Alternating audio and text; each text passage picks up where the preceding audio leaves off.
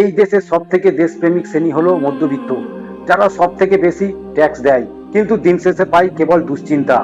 Office থেকে ফেরার পথে মেট্রোর লাইনে দাঁড়ানো সাধারণ প্যান্ট শার্ট পরা মধ্যবিত্ত মানুষটি বাড়ি গিয়ে কোন সিনেমা দেখবে বা কি ভালো মন্দ খাবে তা নিয়ে ভাবে না। সে ভাবে পরের সপ্তাহে বাচ্চার স্কুলের ফিস কিভাবে দেবে, বাবার অপারেশন কিভাবে করাবে।